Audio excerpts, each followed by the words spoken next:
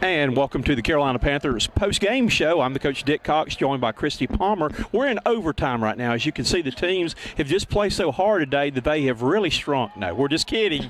We have a game going on behind us, though. We have finished up the post-game interviews, though. Well, let me ask you, I'm going to start first. We've asked the players how they felt. Being a former Top Cat, how do you feel getting to come on the road today and seeing the Panthers take home the division championship? I'm so excited. I wouldn't have been able to come here if not for you, even if I was still on the team. So this worked out well for me. It's great just to see, being on the team for 2 years and to see them struggle and to finally see it all come together. I couldn't be more excited. Well, I tell you, it gave me goosebumps today to see the 2-minute warning when the Panthers were in control and all. The fans that were here from Charlotte just gave this team, they were blowing the Georgia fans out. And to see, what this team's been through, I can remember last year, a couple of years ago, too, when things were really going bad, that after halftime, there was nobody in the games there. But to see the fans come out and support this team, and I know, as Cam Newton said right off the bat, it really meant a lot to the team. Absolutely. On the way down here, I was trying to count cars. I made a game out of it. There was like 15 Panthers flags. I stopped at the gas station. There's 5 Ice Up Sun, shirts coming out at me. But at the 2-minute warning, like you said, the fans started the Let's Go Panthers chant, and it was, the whole arena was rocking. It was awesome. This was a game that was not an easy game. No. And you said it, I think, last week, and we've said it a couple of times. This was Tony Gonzalez's final game. He was honored at halftime by the Atlanta Falcons. He was introduced separately and got to run out, and, man, that was the slowest run out I've ever seen because he knew it was his final one, though. So the Falcons came out and played with a lot of emotion, not one that was just mailing it in there. I think they wanted to win the game for him, so the Panthers had their hands full. Absolutely. They definitely wanted to win for him, and I think they obviously wanted to play spoiler for the Panthers. There's no love lost between these two teams. They're not, we won't call them best friends, but I definitely think they wanted to, even though we were in the playoffs, wanted us not to win the division, wanted to send Tony Gonzalez out with a win. I thought they were almost going to pull it out, but I was like, great, this is how it's going to go. He's going to catch a touchdown and we're going to lose, but I'm glad it didn't happen that way. It's what we call the I-85 rivalry right here of the NFL. I think it's good. It was like a college atmosphere in here today because, again, the Panther fans, well, again, you counted them coming up the road. You counted them. I passed them going up the road. That we picked them off one by one coming up the highway. But, it was a great turnout of a lot of emotion. That the players picked up when they came out to warm up. They had to do a double take to make sure they were not in Charlotte. This place had a roof on it. And then when they came out before the ovation, though, I think that really got them pumped up. And I think in the fourth quarter, when things got tough, the fans got behind them. And I think they would admit it too, probably helped get them over the hump today. I could not agree more. I definitely think definitely thought I felt it was in what is it, Bank of America South, we'll call it today. But Atlanta branch. At the Atlanta branch. But the fans really, I think, picked this team up when they needed it and just carried them to a win. A couple of big breaks in the game. Atlanta got off to a great start. They got out to a 10-0 lead, but a huge interception return for a touchdown right before halftime.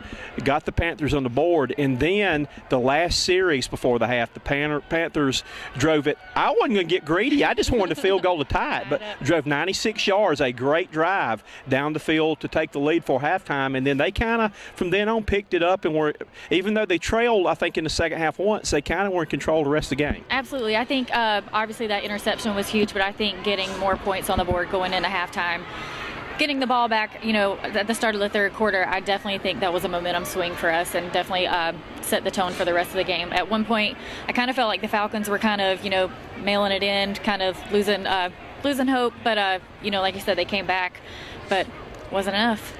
Tonight, Matt Ryan will have dreams of Greg Hardy, and they will not be sweet dreams. They will be nightmares. Greg Hardy, I think personally, with either 4 or 5 sacks, I think as a team it may have been around 9 sacks right there, though.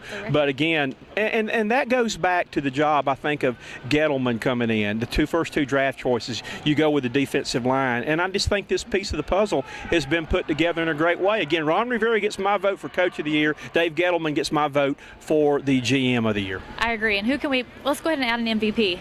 Who can that be? We got to have a Panther sweep. Okay. I'm giving a co-league most valuable defensive player of the award to Greg Hardy and Luke Kuechly. I could not pick one of them who has been. Can we have a 3? I'm really disappointed Thomas Davis did not make the Pro Bowl. Me too. It's definitely a snub there. He definitely got great year. And it was kind of interesting talking to him, after the game, too, of what this meant to him coming back after 3 major knee surgeries to be able to capture the championship and all and be a part of that. That really meant a lot to him. Absolutely. And I know, Peyton Manning got the comeback player of the year last year, and I think, should have been Thomas Davis. So, but I can't believe the comeback he has made, and he just continues to get better.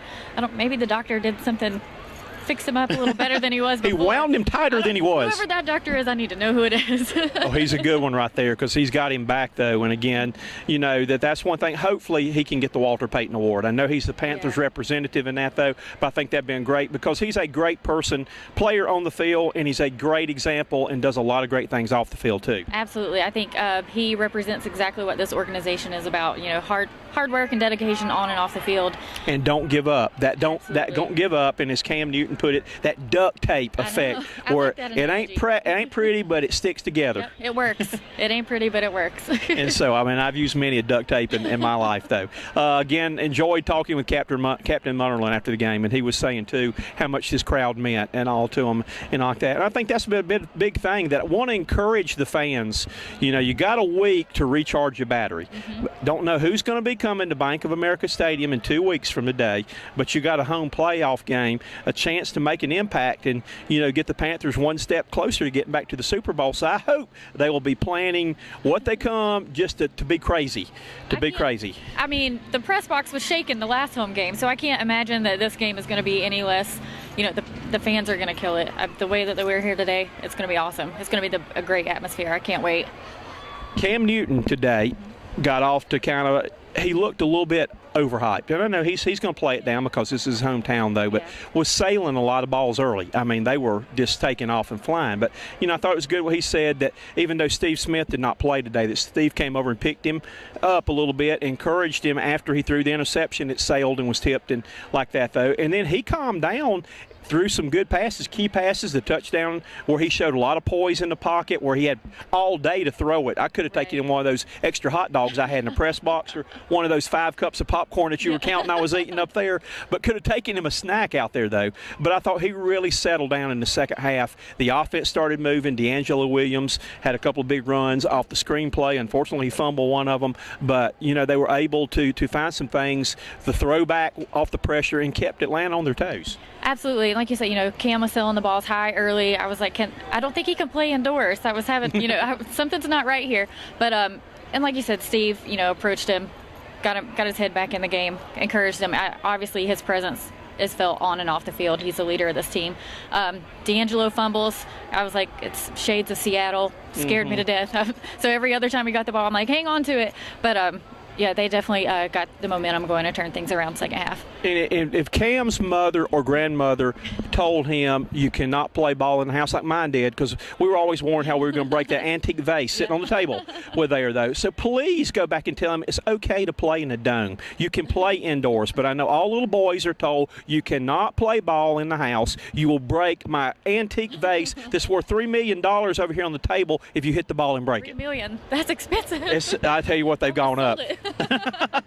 Yeah, I wouldn't have broke it. I'd have stole it right there, though. So hopefully he will get over that, though. But, a great win, great for this organization. We saw Mr. Richardson come out of the locker room. I know with the heart problems he's had and the health problems, this has got to be big for him to get back in the playoffs again because he's run one of the class organizations of the league. Absolutely. And I know, he's taken a lot of criticism over the years, especially during the lockout and, trying to get cheap players and not paying people or being criticized of keeping people here too long. I am a huge fan of Mr. Richardson. He's in it for the team. He's in it for the city, for the fans. He's a great owner, so I'm excited that we're back on top where we should be. Well, I took a chance today. I wore my Carolina Panther colors to Atlanta. I've got on my blue sweater today. I am sporting my new Cam Newton sport coat right here. Well, I don't think you can see the picture on it right here. I can try to get the little picture right there. And as a matter of fact, took it over and let Cam inspect it to make sure that it was original, and he said it was, and he showed me his in his locker. He fixed my handkerchief for me to make sure that it was the right position right there, though. But I I came prepared today to celebrate a victory today with my Panther attire. You sure did, and you said, that you've kind of been the bad luck charm coming to Atlanta, but I told you on the way down that, our luck's turning around. And he takes long enough to get ready, so I'm sure he could fix your handkerchief. Yes, that's why he did. He fixed mine, liked that, and gave me a few knuckles on it for right there, though. But he had to inspect my coat to make sure that it was original. Inside. That's nice. Yeah, see, and it's actually got his trademark right over here with the Cam Newton. Cam Newton, it's got his name autographed right there, stitched in right there, though. And again, he had his hanging in his locker that we compared to Sport Coach right there, though. But again, great win today. I'm curious now to see how the other games come out, and looking forward to seeing what's going to happen. Now, it would be nice for Seattle to lose today in the road to the Super Bowl to have to go through I-85 in Charlotte. I'm looking forward to that. I think it's going to happen. Positive thoughts, positive thoughts. It's not going to be 2008 all over again. No, it's not, because, again, Jake Delhomme, don't come spend time with Cam this week. But we like Jake. I like Jake. Jake was a great guy. I like Jake, but I swan he had probably the worst luck. Yeah, that game was a fluke. I don't know. Maybe I shouldn't go to that game because I was there. Oh, it was not good. And we want to share one of the quotes of the day by Tolbert and by D'Angelo Williams picking on Jonathan Stewart. Jonathan Stewart was wearing a green sport coat, and they told him he looked like a Christmas tree with no decorations.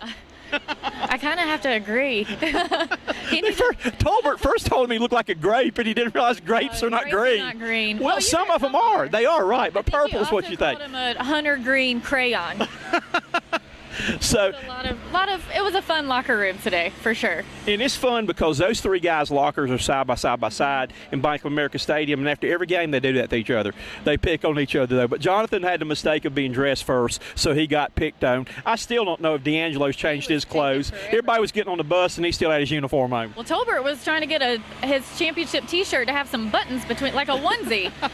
I don't understand, but maybe he likes onesies. So, well, I actually give D'Angelo the award today for taking longer than Cam to get dressed, though. But remember, if you stop and think, it took the trainer about 10 minutes to get his shoulder pads off of him. They couldn't get them unsnapped. He was locked in there pretty good. I don't know. Maybe he got hit really hard and it was stuck. It was probably Velcro to keep the ball from being fumbled. That's illegal. We don't say that. You can't do that. That's like the stick 'em trick right there, though. But you give him a Velcro ball and some other stuff to go on. Well, you can see we're having fun celebrating out here. We're about to get run over by the lawnmower mowing the artificial grass. I have not seen that before. The fake grass is being cut there. But again, we have a big report. The division championship today goes to the Carolina Panthers. They finished the regular season with a 12-4 record, got a first round bye, and will be hosting a playoff game at the bank. The original bank, not one of the branch manager offices down here in Atlanta. I can't wait for the playoff game. I'm looking forward. I am glad that we got the first round bye. Get the guys healthy. Steve Smith especially. I think he's going to be key in the playoffs. I know we won today without him, but I can't wait to come back and see what this team does. Looking forward to it. We want to wish you a very happy new year. We hope it's a safe one. Celebrate what the Panthers have done in 2013. We hope to come back with a playoff game in 2014 with even bigger and better things in store. February 2nd. I'm shooting for that. February 2nd, New York. Going to be cold. I'm going to look for my Long Johns. Yeah. I will try to get out with the sled and head for there if we make it. Does Cam make Long Johns? I need to talk to him about that. He's got his own shoe line. He's got his shorts. Maybe we need to check on Long Johns. I think you should. I will do it there. She is Kristy Palmer. I'm the coach, Dick Cox, bringing our happy wrap-up today from the Georgia Dome in Atlanta. Again, Happy New Year, everybody. Happy New Year.